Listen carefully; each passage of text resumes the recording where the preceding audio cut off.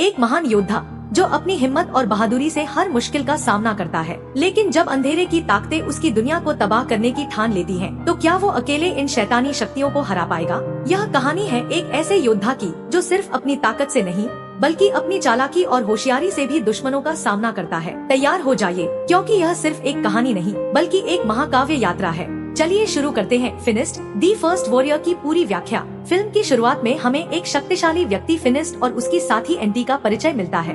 फिनिस्ट इस चुनौतीपूर्ण स्थिति में एक विशालकाय पिग को पकड़ने आया है, जो लगातार गांव वालों की फसलों को नुकसान पहुंचाकर उन्हें परेशान कर रहा है। इस विशाल पिग के सामने खड़े होकर भी फिनिस्ट को डर नहीं लगता और वह अपनी साथी एंटी से कहता है कि वह सबके लिए हीरो है और इसे काबू में करके अपनी स्थिति बनाए रखना चाहता है। एंटी अपने वेपर के साथ पिग पर हमला करती है, लेकिन उसके छोटे हमलों का पिग पर कोई असर नहीं होता। फिनिस्ट की मदद के लिए एंटी अपने नीजे से पिग पर हमला करती है, लेकिन पिग गुस्से में जाग जाता है और एंटी को मारने के लिए बढ़ता है। फिनिस्ट उसे रोकने के लिए सामने आ जाता है, लेकिन पिग अपनी ताकत से उसे हवा में उड़ा देता है। फिर से गिरकर फिनिस्ट ने एंटी की मदद से पिग को काबू में करने के लिए एक रस्सी फेंकी, जिसे उसने पकड़ लिया। फिनिस्ट ने उस रस्सी को पिग के दोनों पंखों और सींग के चारों ओर बांधकर उसे अपने नियंत्रण में ले लिया और गांव के अंदर उड़ाने लगा। जब गांव वालों ने देखा कि फिनिस्ट ने इतने बड़े पिग को काबू में कर लिया है, तो वे उसकी जय जयकार करने लगे। इस बीच भीड़ में एक जादूगरनी बाबा यागा भी थी, जिसने फिनिस्ट से कहा कि अगर वह इतना साहसी है तो उसे साबित करना चाहिए। यागा ने बताया कि उसकी नदी में एक बड़ा पत्थर आ गया है, जिससे पानी नहीं बह पा रहा। अगर फिनिस्ट उसे हटा देता है तो वह उसकी प्रतिभा को मान लेगी। फिनिस्ट को यह बात सुनकर गुस्सा आया कि उसने इतने बड़े काम किए हैं और यागा उससे इतना छोटा काम करने को कह रही है। वह अपनी बहादुरी की कहानियाँ सुनाने लगा, जिस पर यागा ने कहा कि कौन जाने इनमें से कितनी असली है और कितनी नकली। यह सुनकर सब हंसने लगे और फिनिस्ट अपने घर चला गया। उसे यागा पर बहुत गुस्सा आ रहा था, क्योंकि आज सब उसकी बहादुरी की तारीफ करने के बजाय उसका मजाक उड़ा रहे थे। उसे अपनी इस बेइज्जती का बदला लेना था और कुछ ऐसा करना था जिससे फिर से सब उसकी तारीफ करें। कहानी कुछ यूँ है कि एक रास्ता है जो एक ऊंचे टॉवर की ओर जाता है। कहा जाता है कि उस टॉवर में एक भयानक राक्षस ने एक बेहद खूबसूरत राजकुमारी को बंदी बना रखा है। वह राजकुमारी साधारण नहीं बल्कि एक असली शहजादी है। अगर आप उस राक्षस को हराकर उसे आजाद करवा दे तो आपकी प्रसिद्धि चारों ओर फैल जाएगी। फिर क्या था? फिनिस्ट ने ठान लिया कि वह उस राक्षस से लड़ेगा। रात होते ही वह अपने दोस्त एंडी के साथ उस टॉवर की ओर चल पड़ा। वहां पहुंचकर उसने देखा कि कई योद्धा पहले से ही उस राक्षस को हराने के लिए जुटे हुए हैं, लेकिन उनका इरादा केवल राजकुमारी को पाने का था। वे फिनिस्ट से पूछते हैं कि अगर वे सब मिलकर राक्षस को हरा दे तो राजकुमारी किसकी होगी? फिनिस्ट ने कहा कि उसे राजकुमारी की कोई लालसा नहीं है। इस पर उन योद्धाओं ने तय किया कि वे सब मिलकर राक्षस से लड़ेंगे, लेकिन फिनिस्ट ने एंडी को बताया कि वह उस राक्षस को अकेले ही मारना चाहता है, इसलिए वह अभी टॉवर में जाएगा। यह कहकर वह टॉवर की एक खिड़की से अंदर चला गया। अंदर पहुंचते ही उसने सबसे पहले उस खूबसूरत राजकुमारी को देखा। राजकुमारी ने उसे देखकर कहा, क्या तुम भी मरने आए हो? फिनिस्ट ने जवाब दिया, नहीं, मैं तुम्हें बचाने आया हूँ। यह सुनकर राजकुमारी डरकर अंदर भाग गई।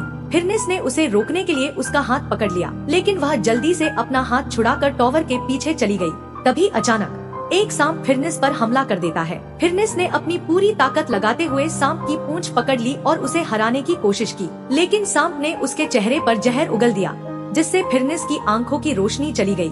अंधा होने के बावजूद फिनिस्ट ने हार नहीं मानी। उसने अपने पैरों से टटोलते हुए अपना हथियार ढूंढ निकाला और फिर से राक्षस पर हमला करने लगा, लेकिन राक्षस अब कहीं गायब हो चुका था। फिनिस्ट ने टॉवर को तोड़ना शुरू कर दिया, जिससे सभी योद्धा जाग गए और मलबे की ओर दौड़ पड़े। जब उन्होंने यहाँ कदम रखा तो न तो उन्हें वह भयानक मॉन्स्टर मिला और न ही कोई राजकुमारी, बस मलबे के नीचे दबा हुआ फिनिस्ट ही नजर आया। एंडी को जब पता चला कि फिनिस्ट की आंखें चली गई हैं, तो उसने उसे अपने घर छोड़ दिया। फिनिस्ट बेहद गुस्से में था। अपनी आंखों के खोने के कारण उसकी स्थिति देखकर एंडी को सहन नहीं हुआ। वह बाबा यागा के पास गया और उसे बताया कि फिनिस्ट की आंखें कैसे गईं और मदद की गुहार लगाई, लेकिन बाबा यागा ने मदद करने से साफ मना कर दिया, क्योंकि फिनिस्ट ने कभी उसकी मदद नहीं की थी। जब फिनिस्ट को यह बात पता चली तो वह बहुत उदास हो गया। समय बीतता गया और एंडी ने फिनिस्ट के पास आना कम कर दिया। वह अपने काम में व्यस्त हो गया, बाहर जाकर फल खरीदता, लेकिन रास्ते में बच्चे उसके फल चुरा लेते थे, क्योंकि वह देख नहीं सकता था। अब उसके पैसे भी खत्म होने लगे थे। एक दिन जब एंडी उसके घर आया तो गुस्से में फिनिस्ट ने कह दिया कि उसके पास अब कोई काम नहीं है और एंडी वहाँ से चला गया। दिन बीतते गए, फिनिस्ट के सारे पैसे खत्म हो गए और वह बाजार में गिरते गिरते सड़े फल खाने को मजबूर हो गया। एक दिन जब उसे कोई सड़ा फल भी नहीं मिला तो वह अपनी टोकरी लेकर बाजार में बैठा था।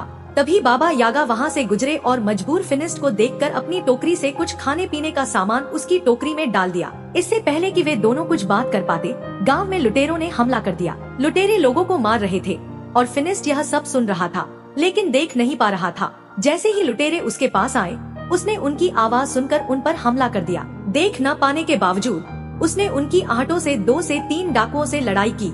एक डाकू जो घोड़े पर सवार था ने उसे काबू करने के लिए रस्सी फेंकी, जिससे फिनिस्ट के हाथ और गर्दन लकड़ी में बंध गए। इस समय बाबा यागा और गांव के अन्य लोग भी वहां मौजूद थे। कुछ समय बाद यहाँ एंडी नाम का एक व्यक्ति आता है जो आजाद घूम रहा था। बाबा यागा ने उससे पूछा, तुम आजाद कैसे हो? एंडी ने बताया, मैंने इन डाकुओं को यकीन दिलाया है कि मैं उनकी मदद कर सकता हूँ और मैं उनके लिए तुम पर भी नजर रखूंगा, इसलिए मैं आजाद हूँ। इसके बाद उसने एक सोने का चिराग भी दिखाया जिसे उसने डाकुओं से चुराया था। वह कहता है, मैं इसे बेचकर पैसे कमाऊंगा। जैसे ही वह इसे साफ करने लगा, चिराग का जिन उसके पास आया और उसकी ख्वाहिश पूछी। एंडी ने कहा, वापस चिराग के अंदर चले जाओ। जिन जैसे ही चिराग में गया, एक डाकू आकर एंडी की गर्दन पर तलवार रखकर उसका चिराग वापस ले लेता है। कुछ देर बाद ये लोग अरब पहुंच जाते हैं। डाकू ने सभी गुलामों को बेचने के लिए खड़ा कर दिया। तभी एक नकाबपोश व्यक्ति वहाँ से गुजरा और उसने बाबा यागा और एंडी और फिनिस्ट को खरीद लिया। वह उन्हें अपने महल ले गया, जहाँ आकर ये लोग हैरान रह गए। उस विशाल महल में रोबोट काम कर रहे थे और यह बहुत पुरानी बात थी। फिर उस अमीर आदमी ने नकाब हटाया और कहा, हैरान मत हो, मैं एक वैज्ञानिक हूँ और ये रोबोट मैंने ही बनाए हैं। मैंने और भी कई ऐसी मशीनें बनाई हैं जो इंसानों का भला कर सकती हैं और उनका काम आसान बना सकती हैं। एंडी ने उसे बताया कि वह पहले बहुत ताकतवर इंसान था, लेकिन अंधा होने के बाद उसकी जिंदगी बहुत कठिन हो गई। वैज्ञानिक ने कहा, हाँ, मैंने तुम्हारे और बाबा यागा के बारे में सुना है, वरना मैं गुलामों को खरीद कर आजाद कर देता। खाने का समय हो रहा था। वैज्ञानिक ने अपने रोबोट से इन लोगों के लिए खाना मंगवाया और वे सभी बहुत प्रभावित हुए। उन्हें लगा कि यह कोई जादू है, जिस पर वैज्ञानिक ने कहा, नहीं, मैं पिछले 500 साल से इन पर काम कर रहा हूँ। यह सुनकर यागा हैरान रह गई और पूछा, 500 साल से? आप अभी तक इतने जवान कैसे हैं? वैज्ञानिक ने बताया, मैंने एक ऐसा लिक्विड तैयार किया है जो इंसानों को कई सालों तक जवान रखता है। उसने अपनी उम्र को बढ़ाया है, खुद को युवा बनाए रखा है और अपने काम को भी नई ऊंचाइयों पर पहुंचाया है। अब वह अपनी प्रयोगशाला दिखाने के लिए फिनिस्ट के पास जाता है। फिनिस्ट उससे पूछता है, आपने वो खास लिक्विड कैसे तैयार किया था? क्या इससे मेरी आंखें ठीक हो सकती हैं? वैज्ञानिक मुस्कुराते हुए जवाब देता है, इससे तो नहीं, लेकिन तुम्हारे लिए मेरे पास कुछ और है। वह उसे एक विशेष चश्मा देता है, जिससे अचानक सब कुछ फिनिस्ट को स्पष्ट नजर आने लगता है। फिनिस्ट खुशी से झूम उठता है। वैज्ञानिक उसे बताता है, साइंस के जरिए कुछ भी संभव है। जो लोग जादू का सहारा लेते हैं, वे दुनिया को नुकसान पहुंचाते हैं। जैसे ही उसकी बात खत्म होती है, वैज्ञानिक उन लोगों से कहता है, देखो, मैंने इस जिन्न को भी खत्म कर दिया। रात होते ही वैज्ञानिक को पता चलता है कि पास की पहाड़ियों में एक अजीब सा राक्षस देखा गया है जो इंसानों के लिए खतरा बन सकता है। उसे उस राक्षस को पकड़ना होगा। जब वह फिनिस्ट को बताता है कि उसका चेहरा शेर जैसा है और उसकी पूंछ किसी सांप की तरह है, तो फिनिस्ट समझ जाता है कि यही वही राक्षस है जिससे वह पहले सामना कर चुका है। वह वैज्ञानिक से कहता है, मैं आपके साथ इस मिशन पर चलूंगा क्योंकि मुझे अपना पुराना कर्ज चुकाना है। लेकिन वैज्ञानिक उसे खतरे में नहीं डालना चाहता। फिनिस्ट ने कहा, आप मेरी चिंता मत करें, मैंने भी आपका एहसान चुकाना है। फिर वैज्ञानिक उसे एक ऐसा बॉक्स दिखाता है जिसमें राक्षस को कैद किया जा सकता है। रात होते ही चुपके से बाबा यागा वैज्ञानिक की प्रयोगशाला में घुसने की कोशिश करती है, क्योंकि वह उस युवा होने वाले सिरम को चुराना चाहती थी। लेकिन वैज्ञानिक ने उसे पकड़ लिया और कहा, अगर तुम सच में उस राक्षस को लाने में सफल हो गई, तो सिरम का कुछ हिस्सा मैं तुम्हें भी दूंगा। जब ये लोग तैयार होते हैं, तो वैज्ञानिक उन्हें अपना उड़ने वाला प्लेन दिखाता है, जो उस समय की एक अद्भुत रचना थी। वह उन्हें इसे चलाना सिखाता है और बताता है कि इससे वे कुछ ही मिनटों में लंबा सफर तय कर सकते हैं। जाने से पहले वैज्ञानिक ने उन्हें चेतावनी दी, मुझे वह राक्षस जिंदा चाहिए, उसे मारकर यहाँ मत लाना। यहाँ पर वैज्ञानिक फिनिस्ट को एक विशेष हथियार देते हैं, जिसे उन्होंने बहुत उन्नत बनाया है। इसके बटन दबाने पर इसके अंदर से कई अद्भुत चीजें निकलती हैं, जिससे फिनिस्ट और भी खुश हो जाता है। अब वे उस विमान में यात्रा शुरू करते हैं, जो जल्दी ही उन्हें उस स्थान पर ले जाता है जहां वह दानव था। काफी खोजबीन के बाद फिनिस्ट को उस दानव के पैरों के निशान मिलते हैं। जैसे ही वह बाहर आता है, अचानक उसका सिर एक दीवार से टकरा जाता है और वह बेहोश हो जाता है। इससे पहले कि दानव फिनिस्ट को नुकसान पहुंचाए, बाबा यागा जल्दी से उस बॉक्स का लीवर दबा देती है, जिससे बहुत सारी चेनें निकलकर दानव को पकड़ लेती हैं। और उसे अपने अंदर कैद कर लेती है। फिर बाबा यागा फिर से लीवर दबाकर उस पिंजरे को बंद कर देती है। कुछ समय बाद फिनिस्ट को होश आ जाता है और वे वापस लौटने का सफर शुरू कर देते हैं। यात्रा काफी लंबी होती है और आधे रास्ते में रात हो जाती है, जिससे वे सो जाते हैं। रात में फिनिस्ट को पिंजरे के अंदर से एक लड़की की आवाज सुनाई देती है। जिज्ञासा में वह पिंजरा खोलने का फैसला करता है। हालांकि बाबा यागा उसे मना कर रही होती है, लेकिन फिनिस्ट उसकी बात नहीं सुनता और पिंजरा खोल देता है। वह देखता है कि अंदर वही खूबसूरत लड़की है जिसके बारे में कई कहानियां हैं। बाबा यागा कहती है कि इसका मतलब वह दानव ही असल में वही खूबसूरत लड़की है। यागा पीछे से चिल्लाती है, फिनिस्ट उसे बाहर मत निकालना, यह खतरनाक हो सकता है। लेकिन फिनिस्ट उसकी बात नहीं सुनता क्योंकि उसे वह लड़की पसंद आ जाती है। जैसे ही वह लड़की का हाथ पकड़ने की कोशिश करता है, बाबा यागा फिर से लीवर दबाकर पिंजरे को बंद कर देती है और फिनिस्ट भी अंदर ही कैद हो जाता है। अंदर वह लड़की फिनिस्ट को बताती है कि उसे एक श्राप है, जब भी कोई उसका हाथ पकड़ता है वह एक जंगली दानव में बदल जाती है। लेकिन वह बुरी नहीं है और किसी को नुकसान नहीं पहुंचाती जब तक कोई उसे नुकसान नहीं पहुंचाता। एक बार की बात है, एक वैज्ञानिक ने एक जादुई पक्षी का जादू अपने हाथ में ले लिया और उससे एक विशेष सेरम तैयार किया, जिसे उसने अपने रोबोट्स में डाल दिया। ये रोबोट्स उसकी खुद की खोज नहीं थे, बल्कि जादू के बल पर चलते थे, जिसे वह अन्य जादुई चीजों से निकालता था।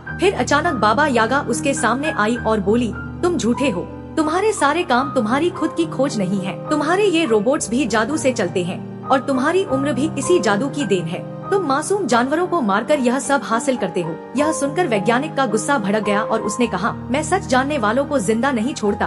बाबा यागा और एंडी तुरंत वहाँ से भागने लगे। बाबा यागा ने जल्दी से एक राजकुमारी और फिनिस्ट को भी आजाद कर दिया, क्योंकि उसे पता था कि वैज्ञानिक उन्हें भी नुकसान पहुँचाएगा। राजकुमारी ने कहा, मैं उसके बारे में जानती हूँ, वह काफी समय से मेरे पीछे पड़ा हुआ है। इसी दौरान वैज्ञानिक वहाँ पहुँच गया। उसे पता था कि ये लोग भागने की कोशिश करेंगे, इसलिए उसने अपने सभी टर्टल रोबोट्स को उन्हें पकड़ने के लिए भेज दिया। तभी राजकुमारी के अंदर से जादुई शक्तियाँ जागृत होने लगी। यह देखकर फिनिस्ट को गुस्सा आ गया और उसने राजकुमारी को बचाने की कोशिश की, लेकिन वह सफल नहीं हो सका। हालांकि उसने राजकुमारी का हाथ पकड़कर उसे एक मॉन्स्टर में बदल दिया। मॉन्स्टर बनते ही राजकुमारी ने अपनी जंजीरें तोड़ दी और वहाँ से भाग गई। मौका पाते ही बाबा यागा और फिनिस्ट ने जंजीरें तोड़कर एक कैमल के साथ वहाँ से भागने की कोशिश की, लेकिन वैज्ञानिक के आदमी अब उनके पीछे पड़ चुके थे। बाबा यागा ने अपने जादू से अपने हाथ में मौजूद तरबूज के कुछ बीजों को तरबूज में बदलकर उनके ऊपर हमला किया। दूसरी ओर वैज्ञानिक ने एक बहुत बड़ा टाइटल निकाल लिया ताकि वह बाबा यागा और फिनिस्ट को पकड़ सके। वह किसी भी हाल में उन्हें पकड़कर खत्म करना चाहता था। उसे यह समझाया गया कि उसके पास जितना जादुई सिरम है वह पर्याप्त नहीं है, लेकिन उसने इसे नजरअंदाज कर दिया। जैसे ही वह महल से बाहर निकला, पूरा महल ध्वस्त हो गया। तेजी से नियंत्रण करते हुए उसने पिनिस्ट और यागा की ओर इशारा किया, लेकिन यागा और पिनिस्ट पीछे रह गए। तब उसने अपने तोप के गोलों से उन पर हमला करवा दिया। खतरा बढ़ता देख पिनिस्ट ने यागा से कहा, तुम उसका ध्यान भटकाओ, मैं उसके ऊपर चढ़कर उसे उल्टा करने की कोशिश करूंगा, क्योंकि मुझे पता है कि उसकी सारी शक्तियाँ उलटने पर काम नहीं करेंगी। पिनिस्ट की बात सुनकर यागा उस टैंक के सामने आ गई। वैज्ञानिक ने अपनी जादुई मशीन से बाबा यागा के जादू को सोखना शुरू कर दिया। जादू सोखने के कारण बाबा यागा बूढ़ी दिखने लगी, जिसे देखकर पिनिस्ट को डर लगने लगा। लेकिन थोड़ी देर बाद बाबा यागा ने वैज्ञानिक का ध्यान भटका दिया। पिनिस्ट ने फिर से टैंक पर चढ़ने का आदेश दिया। इसी बीच एक मॉन्स्टर बनी शहजादी वहाँ आ गई, जिसे देखकर वैज्ञानिक डर गया। पिनिस्ट ने वैज्ञानिक के गले में अपनी संजीवनी डालकर उसे उल्टा कर दिया, जिससे उसका सारा जादुई सिरम नीचे गिर गया और वैज्ञानिक बुरी तरह फंस गया।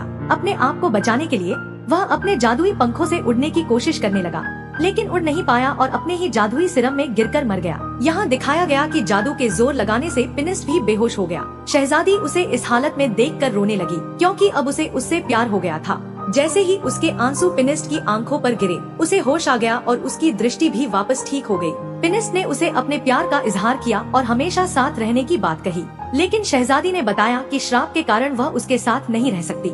यह सुनकर पिनिस्ट उदास हो गया और अपने दोस्तों के साथ अपने गांव लौट आया। वहीं बाबा यागा फिर से जवान होने की रेसिपी खोज रही थी। तभी उसे शहजादी के श्राप को ठीक करने का एक तरीका मिल गया। खुश होकर वह पिनिस्ट के पास गई और उसे यह खुशखबरी दी कि शहजादी को जानबूझकर श्रापित किया गया था, जिसमें उसकी कोई गलती नहीं थी और यह श्राप ठीक किया जा सकता है। हमें पता चलता है कि उनका अगला मिशन श्राप को हटाने का होगा। लेकिन फिलहाल यह कहानी यहीं समाप्त होती है।